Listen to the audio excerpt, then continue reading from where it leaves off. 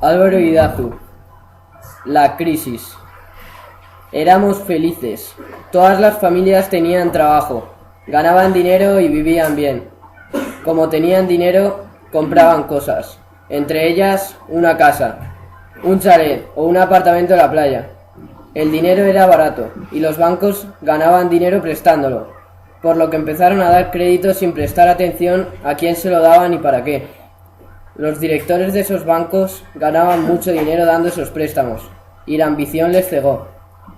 La noticia de este estado de bienestar se difundió por el mundo, y ello provocó que mucha gente de otros países más pobres que el nuestro viniesen a vivir el sueño español, especialmente de aquellos países más cercanos, como Marruecos, o aquellos que comparten nuestro idioma, como Ecuador, Argentina, Colombia y, en general, los países iberoamericanos.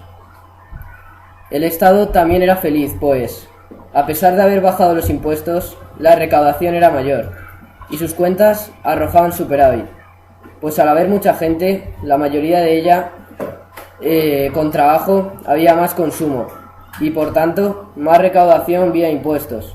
Además, el gasto público era menor que los ingresos públicos, pues al haber mucha gente en edad de trabajar y trabajando, la mayor partida de gasto, como es el subsidio de desempleo y el de jubilación, disminuyó enormemente.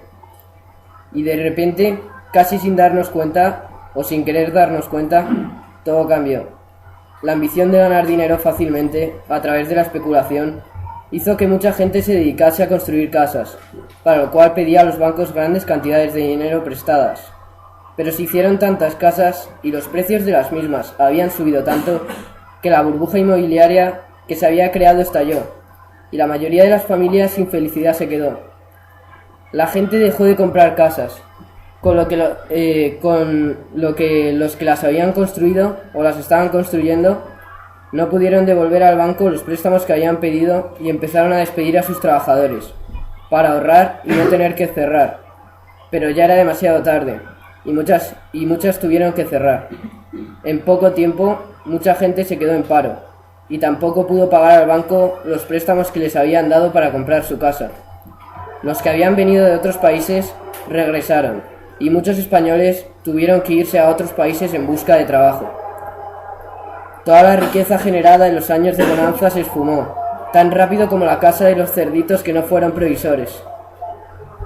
Los bancos se encontraron, de pronto, con cientos de miles de casas, construidas o a medio construir, de la gente y de las empresas que no habían podido pagar sus préstamos, y se veían obligados a dar al banco sus casas en pago de sus deudas.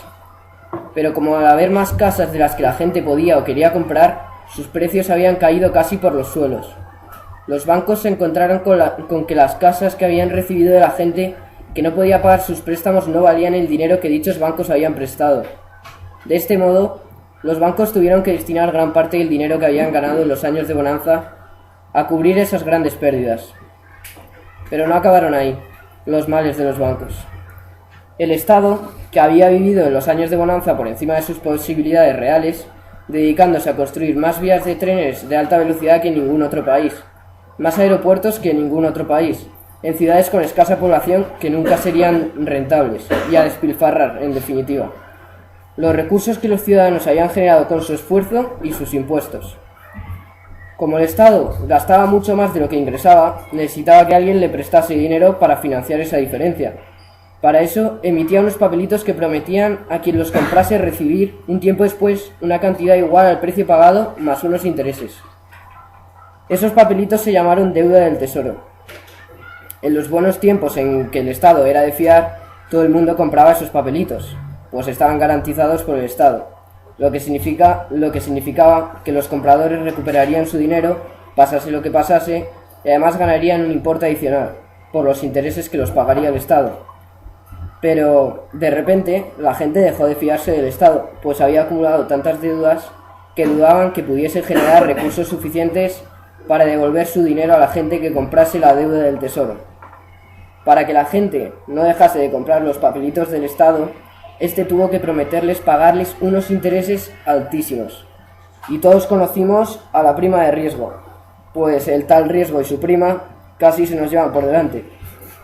En pocas palabras, Esa prima consistía en que el Estado tenía que ofrecer unos intereses mucho más altos que los que ofrecían otros países, fundamentalmente Alemania, de la que nadie sabe porque todo el mundo se fía, para que la gente comprase los papelitos de España y no las de esos países.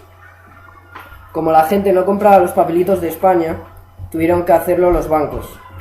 Ello, unido a las pérdidas que habían sufrido por haber dado préstamos a quien no debían, hizo que no tuvieran dinero para dar préstamos a empresas que no se dedicaban a especular, sino a generar riqueza de verdad y puestos de trabajo. Eso hizo que las empresas tuvieran que recortar gastos para poder pagarlos con los ingresos que generaban con su actividad. Y no se les ocurrió otra manera que empezar a despedir a sus trabajadores. Otras, ni siquiera reduciendo gastos, pudieron sobrevivir y tuvieron que cerrar, despidiendo a todos sus trabajadores y dejando de pagar a otras empresas que les habían vendido bienes o prestado servicios, con lo cual estas otras empresas también tuvieron que despedir trabajadores e incluso cerrar. En definitiva, se produjo un efecto dominó que acabó con casi 6 millones de personas sin trabajo. Y esas personas no solo perdieron sus casas, pues no generaban ingresos para pagarlas, sino que tampoco compraban cosas. Ello hizo que los precios de los productos bajasen, pues no había suficiente gente que comprase lo que las empresas producían.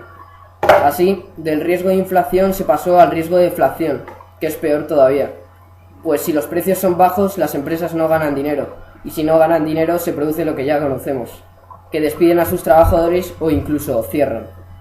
La situación llegó a ser insostenible, y hubiera sido insalvable si no nos hubiésemos dado cuenta de que había que cambiar y hacer un esfuerzo entre todos. Pero ese proceso lo dejo para la siguiente historia. Muchas gracias.